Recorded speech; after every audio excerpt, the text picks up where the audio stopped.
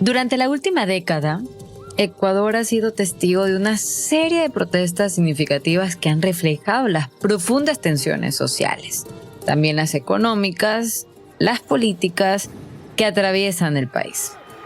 Estas movilizaciones que van desde la oposición a políticas económicas hasta demandas por derechos sociales han variado en su capacidad de convocatoria y también en la intensidad de la represión estatal que han enfrentado. A lo largo de estos años, la dinámica de las masas en las protestas ha cambiado considerablemente, influenciada tal vez por factores como el uso de las redes sociales, la polarización política, la economía, la represión y también el surgimiento de nuevas causas que no necesariamente se ajustan o se acercan al poder político, sino a esas causas que se defienden desde colectivos. Vamos a explorar cómo estos factores han afectado la participación en las marchas y la capacidad de movilizar a grandes masas en el Ecuador. La percepción de que las protestas ya no logran cambios significativos y que tal vez pueden desincentivar la participación. A pesar de los acuerdos alcanzados tras el paro nacional del 2022, la implementación de esas medidas ha sido bastante lenta, lo que puede llegar a generar escepticismo sobre la efectividad de las manifestaciones. El gobierno de Noboa ha logrado, después de muchas décadas, unir el poder económico que ha representado el Grupo Noboa durante 60, 70 años con el poder político, y eso es su fortaleza. Siempre el Grupo Noboa ha estado ejerciendo el poder económico, pero no ha tenido el poder político directo. Hoy lo tiene. Para comprender en profundidad las diferentes aristas de esta situación, hoy conversaremos con Napoleón Saltos Galarza. Él es doctor en estudios políticos y constitucionales por la Universidad de Alicante y fue diputado de la República entre los años 1996 y 1998. Disculpe la incredulidad en Guayaquil. Desde los estudios de radio RTP 96.5, soy Pamela León Andrioli y hoy es viernes 26 de julio.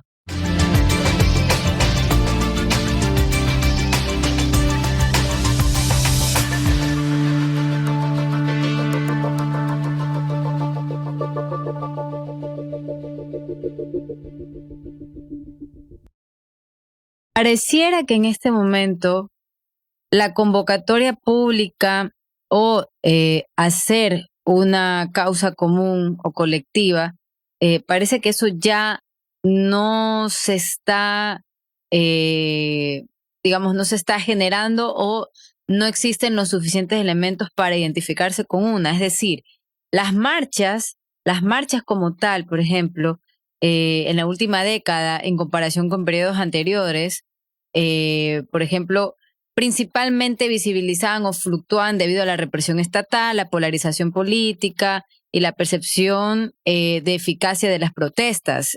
Tenían, ese surco allí. Por ejemplo, las protestas del 2019 contra la eliminación de subsidios a los combustibles movilizaron a grandes masas, pero también enfrentaron una fuerte represión. En ese sentido, te pregunto, ¿las marchas siguen generando este espacio de convocatoria pública colectiva hacia causas comunes o ya no tienen el mismo efecto? Bueno, sí, es una pregunta clave. Empecemos tratando de reflexionar qué significa un movimiento social. Porque a veces damos por hecho de que el movimiento social existe siempre y hay que reconocer que el movimiento social se construye en condiciones concretas. ¿A qué me refiero?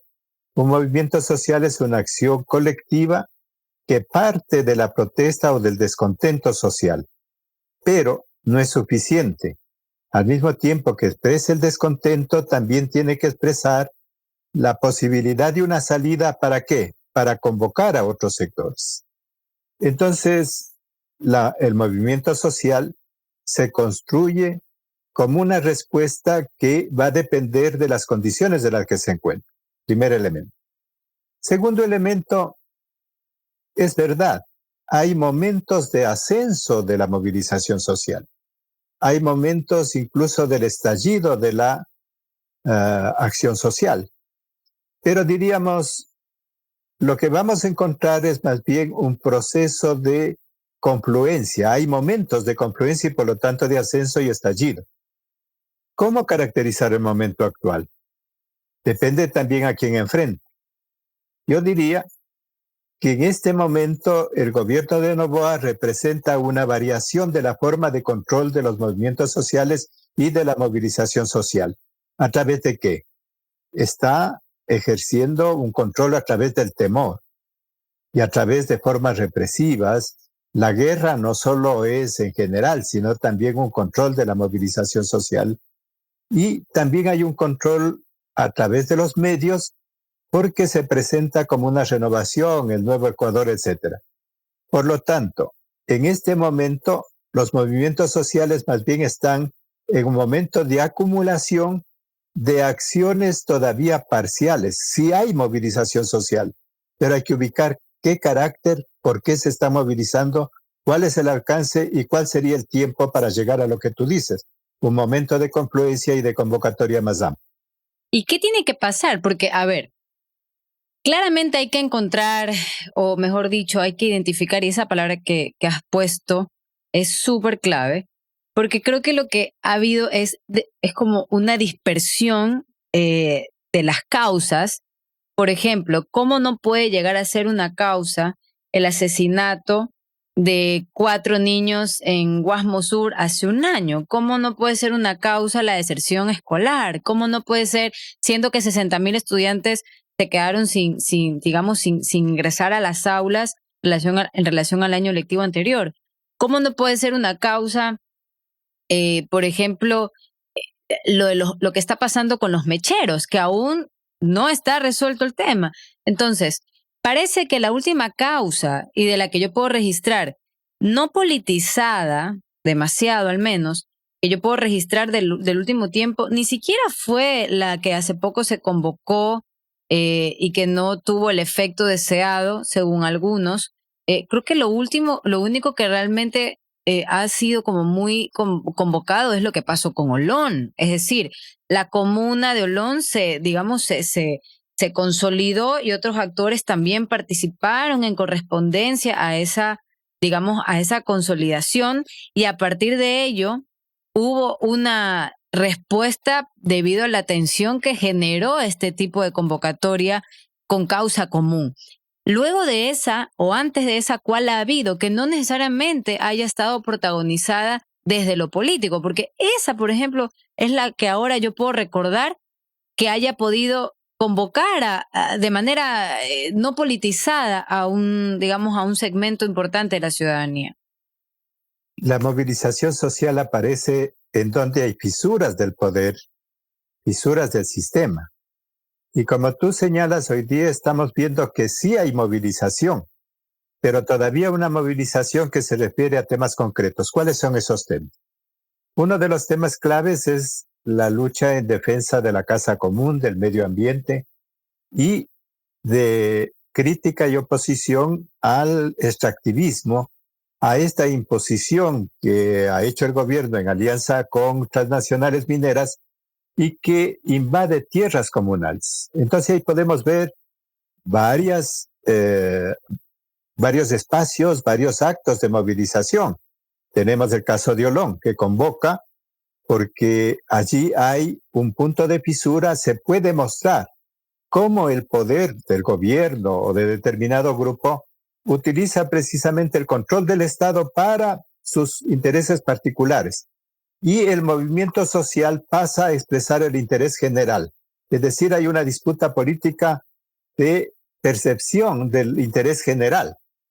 Igual podemos decir acá en el caso de la sierra, por ejemplo, fue un momento importante la lucha de Palo Quemado, que es también una resistencia respecto al extractivismo, en donde el gobierno, particularmente la familia Noboa, entró por encima de lo que dice la norma, sin consulta, y eso permitió que haya una gran movilización y solidaridad de el movimiento campesino indígena con el apoyo de sectores de la iglesia, con el apoyo de la CONAIE y con apoyo de otros sectores sociales.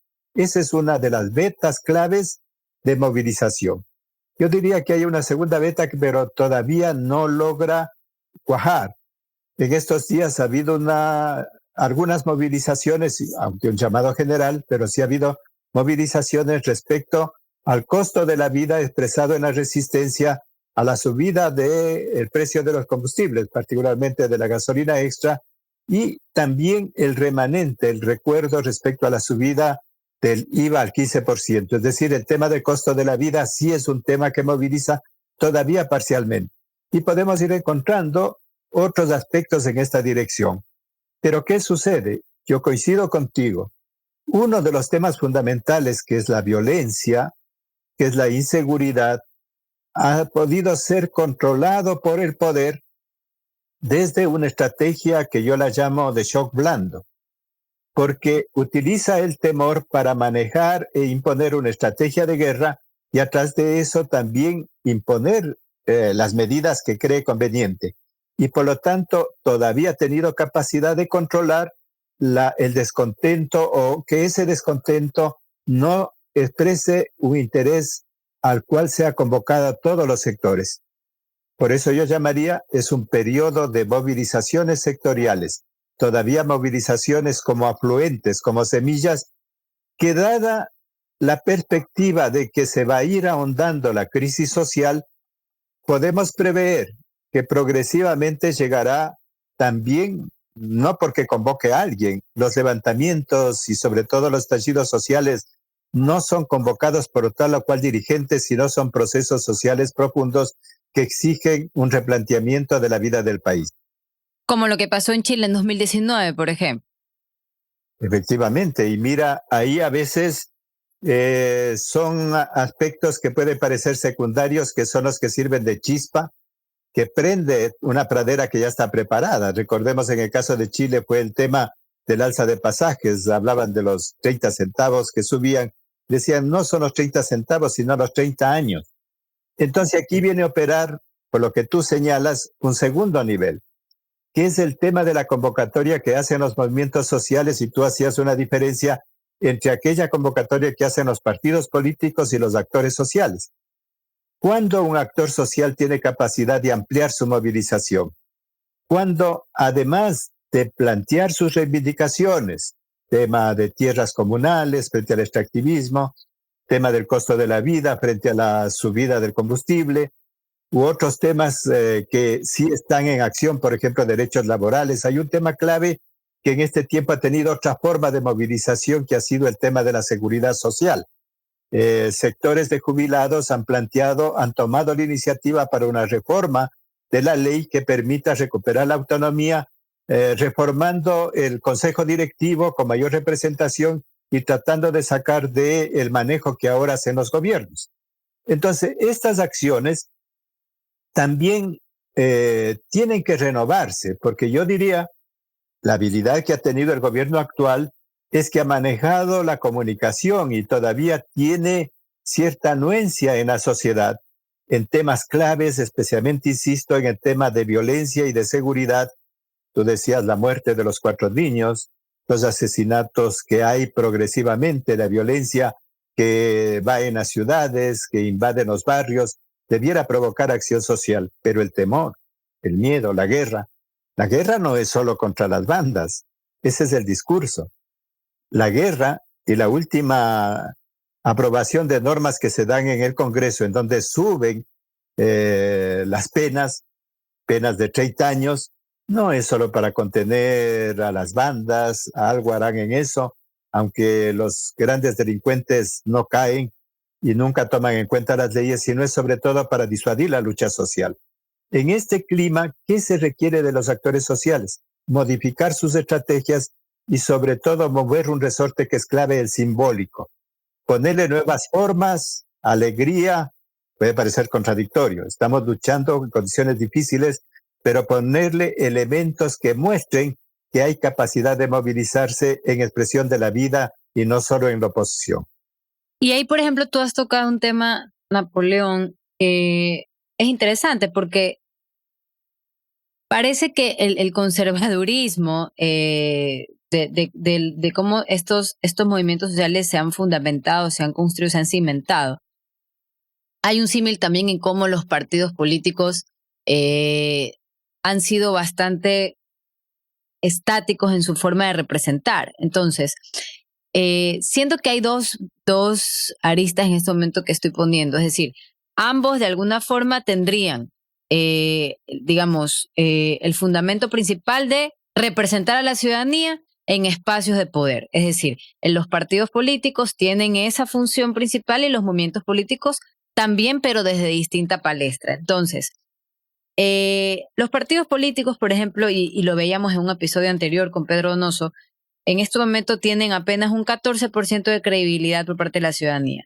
Y en parte se da por esta figura de auspicio en lugar de afiliado, o sea, ni los propios partidos son capaces de generar cuadros internos. Los movimientos sociales deberían también generar un refrescamiento de sus principios y de sus causas y de sus líderes, porque, por ejemplo, hay la FUT, hay la CUT, y no voy a decir que yo coincido con esto o que sí lo hago, pero mucho se habla de que estos espacios están politizados.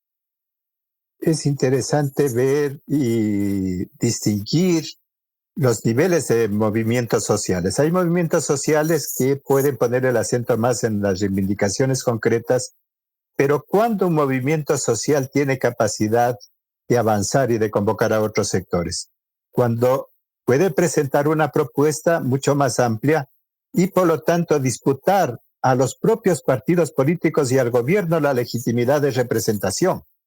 Ahí hay una disputa. Hay momentos en que los movimientos sociales logran eso. Aquí en el Ecuador, recordemos octubre del 19, o recordemos junio del 22, o recordemos, yo sí insisto, en otras formas de movilización. Cuando los Yasunidos presentan su convocatoria a la consulta, es otra forma de movilización y obtienen un respaldo de más del 60% de los votantes. Entonces, ¿cómo logran eso? Pasando del interés concreto inmediato a representar el interés general, por lo tanto, la plataforma misma tiene que ampliarse. En segundo lugar, cambiando las formas simbólicas. El poder de los movimientos sociales, a diferencia de lo que pasa con los partidos, es profundamente simbólico y ligado con la legitimidad, más que con la legalidad. Y allí tiene que haber una renovación. ¿Cuál es la paradoja?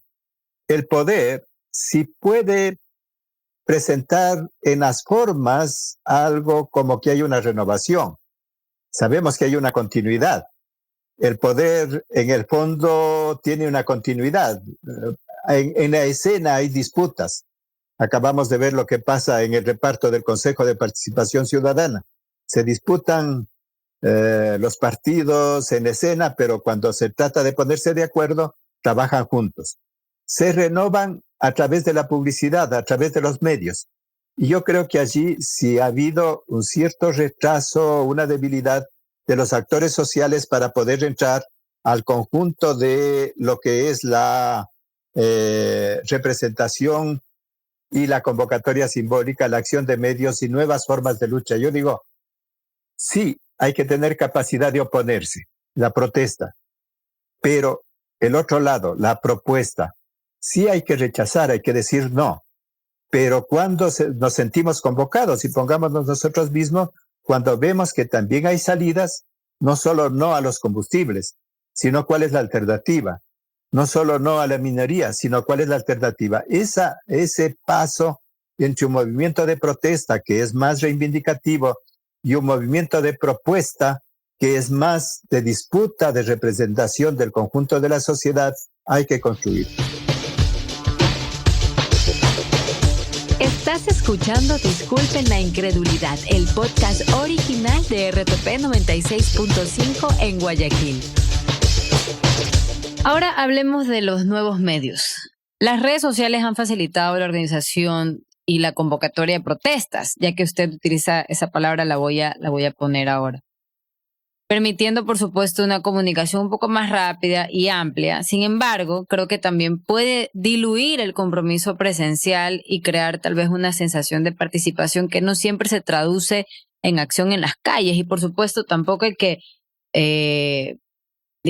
poner en un altar la movilización en territorio o sí. Es decir, existe un mensaje mucho más claro, contundente de lo que se pueda hacer, por ejemplo, en espacios de la esfera pública digital, porque a las finales también es una esfera pública. Entonces, ¿qué rol jugarían las redes sociales y las plataformas digitales en la movilización de masas para protestas en la actualidad en comparación con el pasado, Napoleón?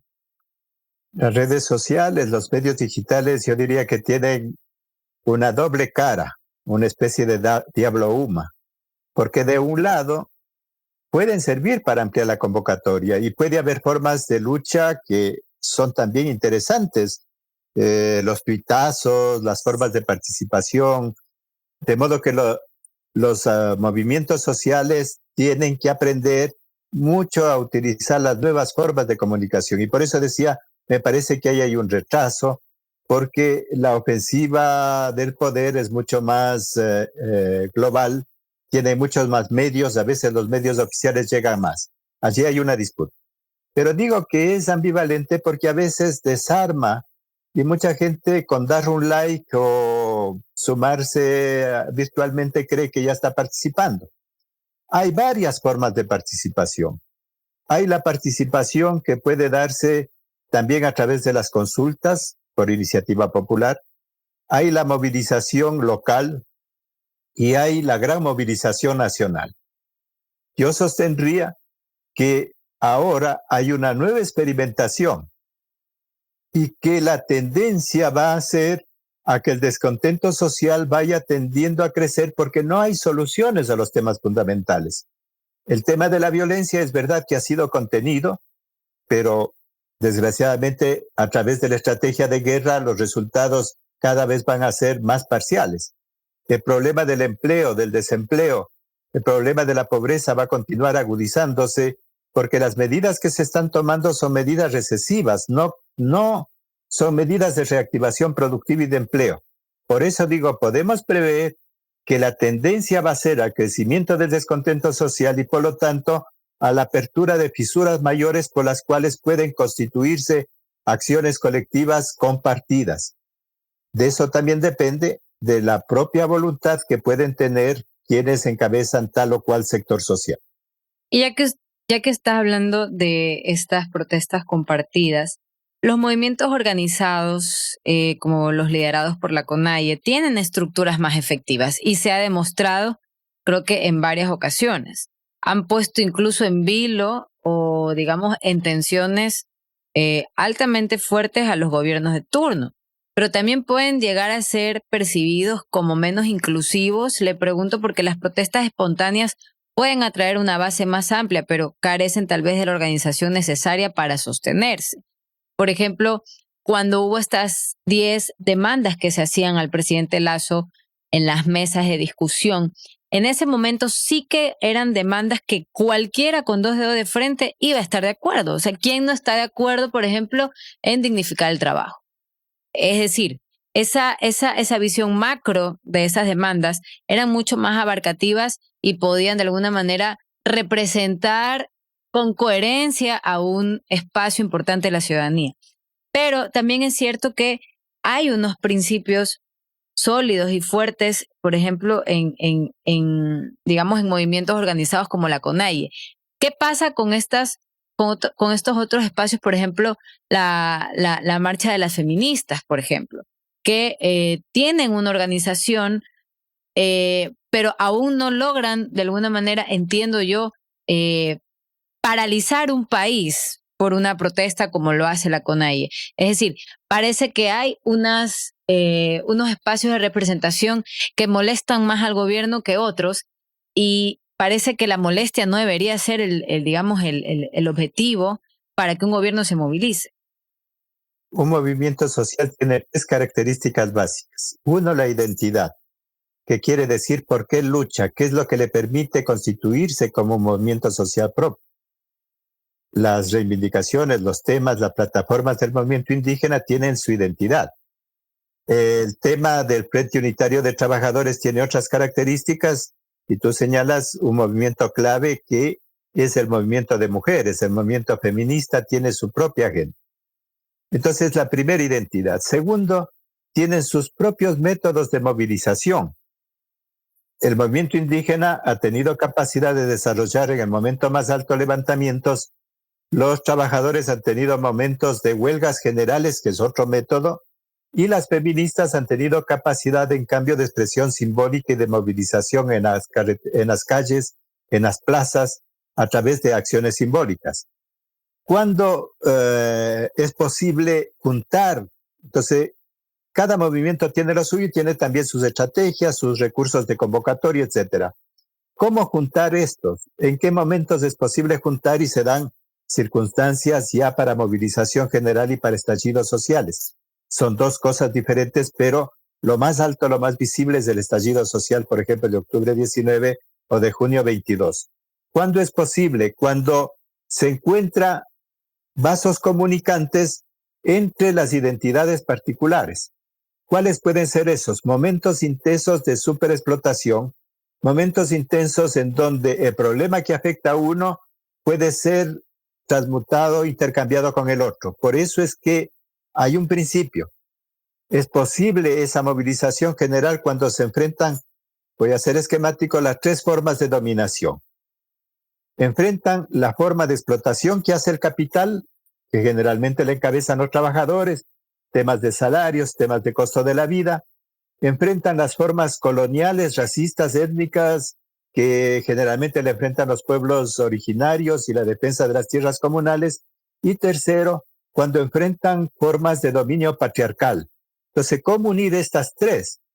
Hay procesos organizativos, hay procesos de formación, de educación, y hay procesos de percepción del momento político. El movimiento social tiene que tener mucho olfato para ver dónde está la fisura y la posibilidad de cuestionar, no solo en la oposición, sino de cuestionar al sistema en su propio funcionamiento.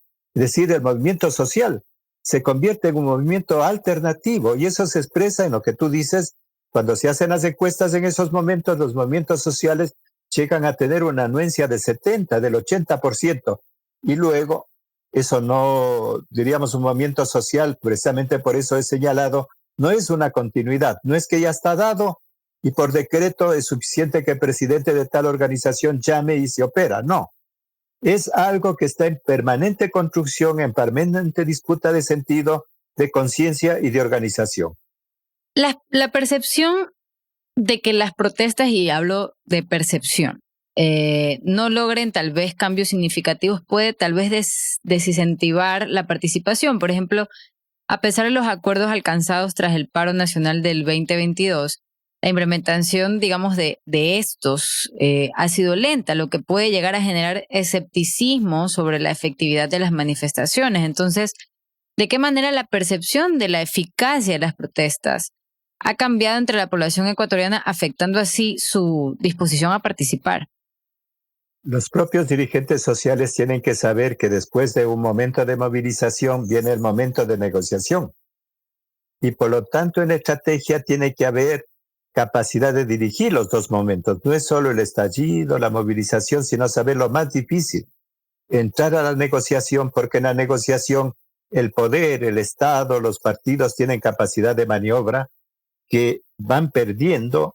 Recordemos, por ejemplo, después de la movilización de octubre del 19, que conmovió al país, ¿qué pasó después? Se establecieron mesas y en las mesas ya empieza una situación de control e incluso de contrapropaganda. Porque respecto a octubre del 19, post levantamiento, en muchas ciudades, aquí en Quito, por ejemplo, hubo toda una campaña racista, una campaña de que los indios solo luchan por sus intereses y vienen a destruir Quito. Y eso se va trabajando el poder, va deslegitimando al movimiento social, y el movimiento social, el movimiento indígena, por ejemplo, tiene que entender eso y desarrollar estrategias, renovar sus estrategias, saber que no siempre es solo la confrontación directa la que le permite la salida, porque puede haber otros métodos que puede ser necesario acudir, por ejemplo, lo que se llama la resistencia pacífica activa o la lucha pacífica activa. Bueno, ahí vienen figuras como Gandhi o como Martin Luther King, que son otras formas de movilización. Y creo que esto tiene que ser motivo de reflexión profunda de los actores sociales para ver por dónde pueden recoger la preocupación de la gente, porque yo insistiría en una cosa, no es que la gente está contenta, no es que no hay demandas frente a la seguridad, no es que no hay un estado de ánimo de preocupación frente al costo de la vida. Cada vez todavía esto se da a nivel a lo mejor particular y cómo se va construyendo el sujeto social y cómo se va construyendo la acción colectiva. Eso es todo un arte y ese arte implica estudio, implica reflexión y implica también un proceso de conciencia y de organización de las propias filas de los movimientos sociales. Como última pregunta, Napoleón, hace poco se convocó una marcha justamente por el tema de combustibles, una marcha que coincidía también con los días, con un partido. Yo de fútbol no sé mucho, así que ni me acuerdo el partido, pero se decía que esta marcha no iba a tener la convocatoria necesaria, que no iba a lograr justamente paralizar o generar este imaginario que hemos tenido previamente de las marchas. O sea, recordemos octubre de 2019, recordemos los 18 días de para también del gobierno anterior, de Guillermo Lasso. Esta marcha fue sumamente distinta a nivel de percepción, a nivel de post-marcha, a nivel de puesta en escena, a nivel de impacto. ¿Qué pasó? ¿Cuál es la diferencia de esta convocatoria con la otra? Por supuesto que hay algunas que podemos destacar, ¿no? En ese momento en el que se convocan las marchas, tanto con el presidente Moreno como con el presidente Lasso, la popularidad de ambos estaba por los suelos. Es decir, no era una popularidad como la que en este momento, según las cifras, el presidente Noboa tiene más del 50% a nivel de aprobación. Entonces, sin lugar a dudas que la aprobación a un gobierno también calienta o no las calles. Y esa variable no se cumple acá según la cifra.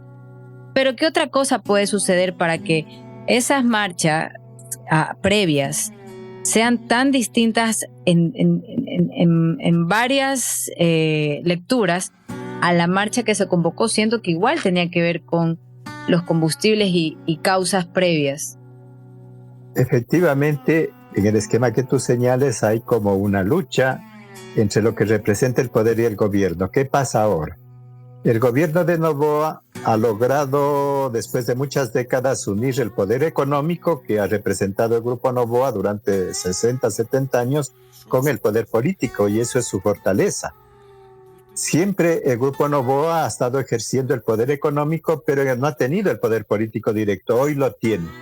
Y eso le permite controlar muchos resortes, no solo económicos y políticos, sino también de opinión pública, de propaganda, de ganar el imaginario de varios sectores.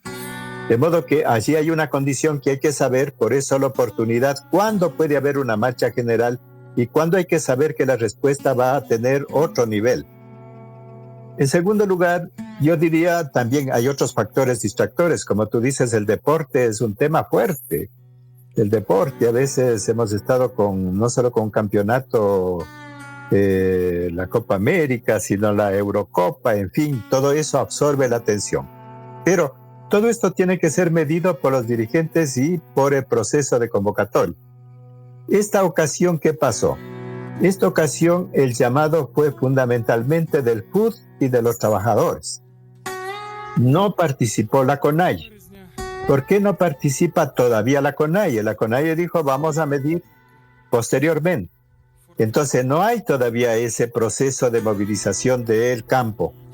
En tercer lugar, en las ocasiones anteriores, si es que recordamos, por ejemplo, octubre del 19, un sector que se movilizó fue el de los transportistas. Y hoy día, ¿cuál es el comportamiento de los transportistas? Amenazaron también con un paro, pero entraron en negociación. El gobierno no les escucha y únicamente hay una especie de repliegue.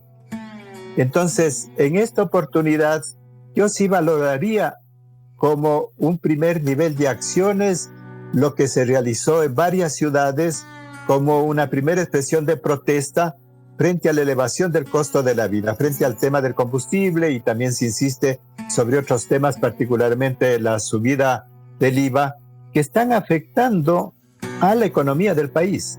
Allí hay una disputa, hay una semilla que puede permitir que los movimientos sociales no solo disputen el costo de la gasolina, el tema del IVA, sino afecten al modelo mismo que se está aplicando. Pero esto requiere, yo me permitiría decir, parte de una estrategia es aprender a acumular fuerzas. Cómo esta primera movilización puede irse conectando con otros hechos, siempre que también haya la sensibilidad y la capacidad de unidad de los dirigentes. Pero tenemos un problema que hay que alertar. Entramos ya en tiempo electoral. Y en el tiempo electoral se crea un riesgo de que dirigentes sociales, por ejemplo, del movimiento indígena o de los trabajadores, tengan interés en ser candidatos, y al ser candidatos dejan a un lado lo que es su carácter de movimiento social y de protesta social que rebase ese tiempo. Bueno, esto sucede no solo con los actores sociales. Resulta que también esto está influyendo en la capacidad de gobernar el país, porque cuando un presidente se declara candidato, más le preocupa el marketing, más le preocupa la propaganda que la acción que se lleva a cabo para atender los problemas fundamentales del país. Muchas gracias, Napoleón, por esta conversación siempre tan enriquecedora, sobre todo por los conceptos que manejas y que están súper claros y que son fácilmente extrapolables a este país tan coyuntural. Muchas gracias por esta conversación. Muchas gracias a ti y a la invitación. Luego de haber conversado con Napoleón, les presento la conclusión de este episodio.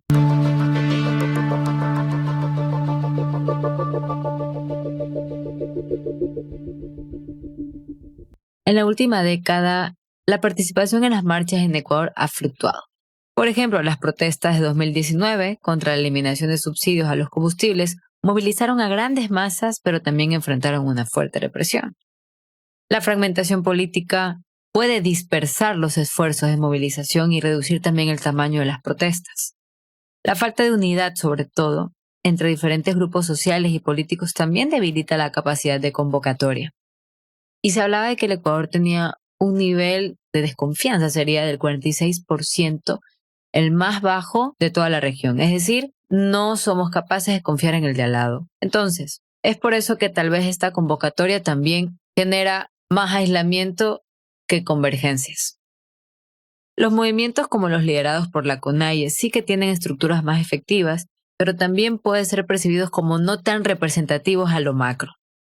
Las protestas espontáneas pueden atraer una base más amplia, pero carecen de la organización necesaria para sostenerse. En todo caso, lo importante es que esas causas, esas convocatorias, esos lazos que podamos de alguna manera identificar, jamás deben ser adormecidos.